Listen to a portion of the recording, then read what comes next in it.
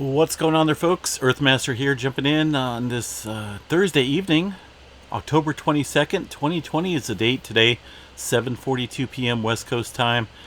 We're the latest earthquake on the globe. Shows a pretty good, strong earthquake over here on the, well, we actually got another one over here in the Atlantic, 5.0, latest quake on the globe, but prior to that, we just had a 6.0 earthquake down here in the South Pacific. Quite a bit of movement over here just within the past hour or so. You could see some quakes out here in the Atlantic as well, out there in the northern part of the Atlantic, also the mid-Atlantic Ridge area, all showing some heavy activity over the last hour or so. And like I mentioned, a pretty big quake there in the Pacific, South Pacific, 6.0 earthquake striking out there at about 10 kilometers or so. Just some major movement all of a sudden. Prior to that activity, it's been relatively quiet throughout the day today as far as big earthquakes go. So something moving, a lot of movement over here on this part of the world. It doesn't take too much of a rocket scientist to definitely view that. In California as well, we've seen the return of the swarming going on in California. Let's go ahead and get off that real quick. Salton Sea area, no surprise here. Seen some uptick in activity over the last 24 hours. We're looking at about 35 earthquakes within that south part of the Salton Sea. This is kind of the away from the area where we'd seen that swarming for it was a few days in a row where we're seeing quite a bit of swarming. That was down here just north of the Brawley, California area. This new swarm much closer to the Salton Sea and much closer to the sleeping giant up here, the San Andreas Fault. As far as magnitude goes in this swarm of activity, well, kind of looks like they downgraded that. Originally, I believe that was a 4.0. Got downgraded to a 3.9. Kind of some hefty magnitudes there for a swarm in this area. 3.9, as I mentioned, the biggest one in all of this activity so far, of 35 earthquakes. And I'm expecting this to probably continue here. As far as it looks like the last hour, we're not seeing any earthquake activity there right now, but hang tight. I think it's going to be pretty interesting here soon. It's just off of the Brawley seismic zone in an area where, well, we've seen all types of swarmings here over the years in this region. So it's nothing new. But every time we get the swarming going on around a very sensitive area, such as the southern section of the San Andreas Fault, we kind of have to pay attention. Looking at about 10 miles or so from the southern tip of the San Andreas Fault, in which, well, the Brawley seismic zone is basically just an extensional fault here. Still plays a big part in the area up here to the north. So keeping an eye on it, folks. It's been pretty windy out here today. I was out in the wind most of the day, so I lost my voice and trying to get through this update. Over towards the Ridgecrest area, still seeing some activity over there. Nothing new, nothing's changed in that region so far as Nevada goes as well. Not a whole lot to report up north, but boy, man, down south there's definitely a little bit of activity there. It's kind of looking pretty crazy, I would say. Los Angeles area seen some microquakes out there as well. 1.5 out there off the coast. Simi Valley, 1.6. Sounds like a racetrack going on out here tonight. It's not Friday night, it's Thursday night. Yeah, so definitely getting a lot of activity out here in the Southland. And just be on guard, folks. A lot of movement going on. Up here to the north, Idaho kind of seeing a decline in activity compared to last night. Same for Washington region. Oklahoma on the charts tonight. The latest earthquake up there kind of close to the Kansas border near Nardin. It looks like Nardin. Hopefully I said that correct. 2.2 up there. And looks like they had a 3.2 prior to that. Just a good cluster out there northwest of Stillwater. You can see all that activity popping up right there. About 10 earthquakes in this little swarm. Whenever we get activity like this, I kind of like to zoom in and see if, we may be dealing with some fracking operations and whatnot out there. And of course, Oklahoma, Texas region, all down there is loaded with fracking operations. But far as under the area here, I'm not seeing any type of pumping operations, any type of fracking areas at all within this vicinity. These are all houses and farm ranches and stuff like that out there.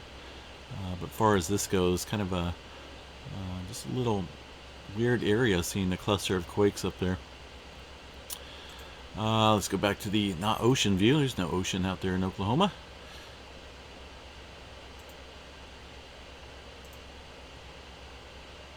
So yeah, definitely some interesting activity. Even a little small earthquake out there by New York.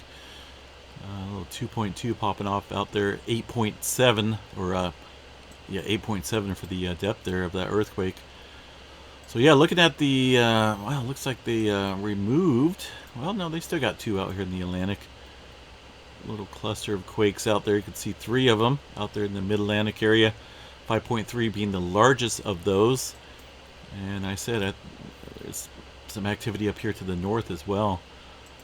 Something moving out there on a big level. Because we had all this earthquake activity just back to back all of a sudden.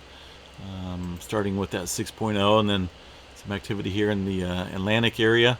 Oklahoma started rocking a little bit, and then now we got Peru out there showing up on the map with the latest earthquake. We've had quite a bit of activity there.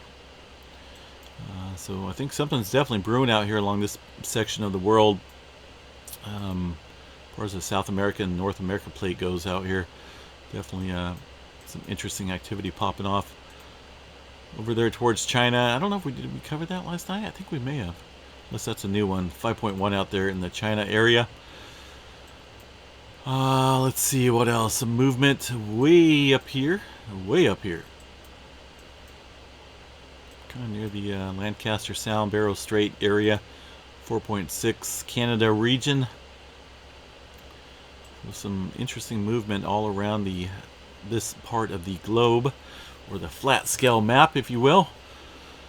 Oh, what else we got? Man, hopefully I can get through this real quick. Yellowstone not showing a lot of activity, folks, at all. It's been a while since we've seen any type of swarming activity there in Yellowstone National Park. Pretty quiet, which is kind of strange because we do see some swarming now and then, and it's just been pretty quiet up there. As far as the tremor map goes, along the Pacific Northwest, still continues to dwindle down. 237 epicenters of tremor out there, with the main cluster in Washington still, and Northern California showing activity as well. Not a whole lot of movement in between those sections there, so we got part of the Juan de Fuca plate, slipping down there underneath the North American plate, while the rest of the area remains quiet and, of course, locked out here along the Cascadia subduction zone. Slippage downstream, way down there, about 35-40 kilometers or so, with that tremor. And, wow, I tell you what, just some crazy activity going on. I'm going to cut this one short, folks, like I have been a couple nights. It's just been some long days out here with the wind. Lost the live stream just a little bit ago. It did okay with the wind throughout the day, but something happened, and I lost the stream, but we got it up and going right now. So, what do we got here? 4.9 this day in earthquake history back in 1882. Woo! Looks like the most severe damage was limited to shaking of loose bricks from the chimneys. I was back in that southeast Oklahoma, felt over a wide area, including Arkansas, Kansas, Missouri, Oklahoma, of course, and Texas. We just mentioned activity in Oklahoma tonight. Quite a bit, actually. So, Anyway, folks, be on guard out there. Looks like just some rapid movement out there, and that kind of makes me a little bit nervous when we see back-to-back quakes in many areas out here. That kind of means that we're getting some good shuffling going on all of a sudden, obviously, and that's when we could see some things getting kind of interesting out here. Ever since that 6.0, taking a look at the activity, folks, ignoring those microquakes. We had that 5.0 in the Mid-Atlantic area, and 4.6 there in Peru, but also this activity up here in the north too took place. So kind of put all these together, looking like we could be setting something up here for some movement here pretty soon. Let's see. Anyway, yeah, I gotta call it at night, folks. I'm pretty tired, wore out. Been doing some day work and whatnot, and yeah, look at the activity shown up there on the Barrett station. That's kind of in Southern California. It's going off the screen right now, but this warming is definitely continuing. Activity is definitely picking up down there in Southern Cal, and you know, all it takes is a little bump there, and we might end up waking up something that we don't want to wake up. That would not be good. But of course, 2020 is still, what do we got, a couple months left? November, December, a whole lot can happen. Alright, guys, I am out of here. Have a good night. Please stay safe out there. And it's still pretty windy out here. You know, if the stream goes down, I'll have to get it when I can, but no guarantee it's going to stay up. So that's why I'm keeping up the high winds expected here today. Stream may go down right there on the live stream, just to give a heads up, just in case it does go down. So, but I appreciate the folks that did let me know about it. And have a good night, everyone. We will talk at you guys a little bit later.